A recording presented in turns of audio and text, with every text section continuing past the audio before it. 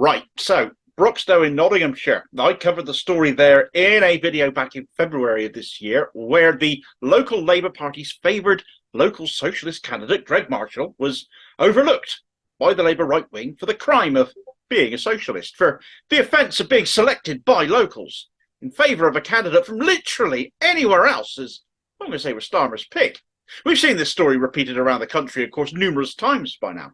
Marshall is a long-standing councillor, experienced local politician, trade unionist, ran food delivery parcels during the pandemic. Frankly, a guy who knows his onions. Definitely a threat to Starmer, who doesn't know his, well, political backside from his elbow. He also attacks the Tories, and that's a sacking offence to some in this Starmer regime, isn't it? The entire executive of Broxtowe CLP ended up quitting over this. One of the biggest backlashes against Starmer's brand of authoritarianism we've seen anywhere, especially when the distasteful shortlist of out-of-area parachutees were presented as the choice before them. Not their choice, but that of Team Keith. Well, it's a bit of a testament to how Keir Starmer might well end up running the country if we take a look at things in Broxtowe some 6 months on now, and the state of the local Labour Party there. And it really does beg the question, if he can't run his own party at local level, he can't get them on side, can't get them working for him, how can he govern the country at local level or even national? And is the treatment of his local party in Broxtowe just a flavour of things to come for all of the rest of us, because they're being treated like absolute dirt? Now, one thing Broxtowe Labour has become famous for is their Broxtowe model, a method of community organising that has put the local Labour Party at the heart of the community there, getting involved in community groups, helping organise them, secure funding via fundraising, and even built up their own finances to use in the community from their events, as well as trade union donations. It made the local Labour Party not just a fixture at election times, but all year round, an intrinsic part of the Broxtowe community, a real rarity, an inspiration in how to do politics right by bringing the party to the people when you don't want something from them, rather than only ever when you do. So we're 6 months on now. What is the state of things in Broxtowe now? Well, after the local CLP executive office all quit in solidarity with Greg Marshall and how he was being treated and him not being allowed to stand for them as they wanted, Starmer hasn't been able to replace them. You see, not only was Broxtowe a strong, locally orientated, community-focused CLP, it was also an avowedly left-wing one, not just amongst its executive, but amongst its entire membership. And as such, the officer's post 6 months on remained vacant, and the entire CLP is defunct because nobody will volunteer now to run it. Solidarity means something in Broxtowe. They're not going to turn their backs on that like Starmer did the moment he became a leader. Equally, nobody will go canvassing with the inflicted Labour candidate, because at the end of the day, all are volunteers. All have been abused by their own party, but because they're volunteers, they can't be forced to do anything. They don't want to, and certainly can't be suspended or expelled for withholding their own time. It's their own labour, it's their own time to give. They won't want to give it anymore, then they're entitled to withhold it. That isn't to say, though, that they aren't still involved in the community locally. They simply aren't doing so on behalf of the Labour Party anymore. But I'll come back to that in a moment. So who did Starmer choose as the Broxtowe Labour candidate then? Because basically this is what it comes down to, isn't it? Starmer or someone of his ilk made the choosing. Well, the selection was made last March, and the regime selected, obviously not a local, but with the malign influence of London Labour once more filling our nostrils on the issue, a Labour councillor from Lewisham in South East London got the gig, only 153 miles away.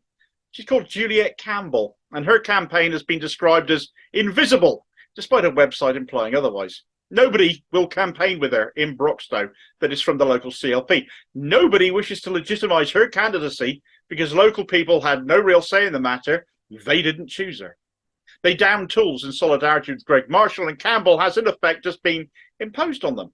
That's not to say she isn't trying to claim a local connection, though. Campbell was born in Bilborough, which lies in the neighbouring constituency of Nottingham North. Again, I'm always minded to ask, why don't you stand there, where you were from then? It does have a Labour MP at the moment. I suppose that's one part of it. But given she apparently hasn't lived there for some 40 years either, it's a bit of a stretch to even claim to be local that way. Prepared to stand anywhere for the sake of becoming an MP, strap on that parachute and give me a push, as it were. So 6 months on, we've a Labour CLP that no longer operates. The local members are so disgusted with the diktat and impositions, they will neither act to get the CLP up and running again, nor campaign for a candidate they didn't choose. And why should they indeed? I wouldn't if I was one of them either. given how they've been treated. But the worst, arguably, is yet to come. Their Broxtowe model has effectively been rendered inoperable by Starmer and his regime, at least in terms of being a Labour-facilitated model. You see, the local Labour Party there organised out of a community hub. It was their connection to the community and has been operating successfully there since 2018. However, because it is party affiliated, the monies raised by them are the property of the party itself, and Starmer and co have in effect made a grab for it.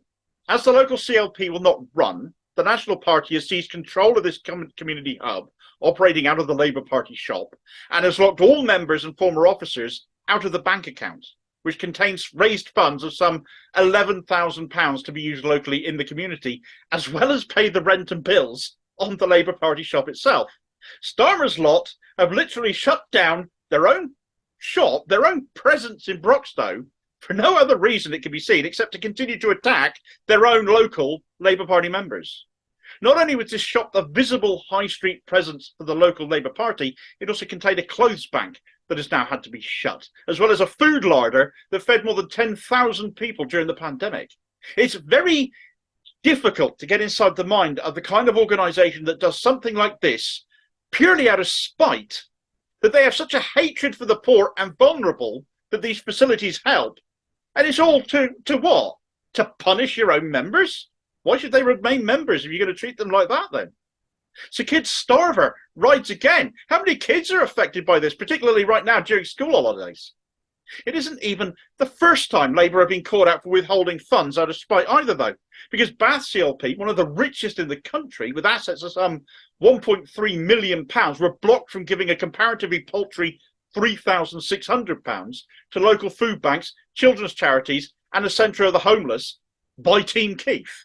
If you're vulnerable, the Labour leadership seem to absolutely sodding hate you. And if you want one more reason why Labour clearly hate socialists and hate Broxtowe right now, try this one. A local Broxtowe councillor wrote to the regional office just in the last week or so asking for sufficient funds to purchase a funeral wreath. And the funeral wreath was one of Broxtowe Labour's oldest members, a chap called Dave, who had passed away at the age of 92, who had been a member of the Labour Party for over 70 years, and even went canvassing for the Labour Party on his 90th birthday. Labour's regional office didn't even bother to reply to that councillor's email. If this is how Starmer treats his own members through his authoritarianism, his control freakery, his diktat, his petty vengefulness, if he and his ilk don't get their own way, if this is how they treat their activists, their canvassers and volunteers, how would they treat you if Starmer got to run the whole country? What's the point of Labour winning to get the Tories out if they're actively working to undermine the good work of local members in their communities? What makes them any different in which case? This is something no amount of polls can and do measure. Labour relies on local volunteers because the cash isn't there like it is for the Tories, and they're driving their own membership to go on strike, effectively, in disgust. And this isn't unique to Broxtowe. It is happening in areas across the country. Members driven away, leaving the party in disgust, and it is the most active ones that go, the most involved ones, the most dedicated to change ones that are first out of the door, each and every time. Thanks for watching. I hope you found the video useful. Please like, share and subscribe if you did. More content out daily. Do have your say in the comments below and be part of the conversation on this. Meanwhile, here's a video recommendation covering the events of this story back in February if you'd like to learn more about how this mess in Broxtowe began. And I'll hopefully catch you on the next vid. Cheers, folks.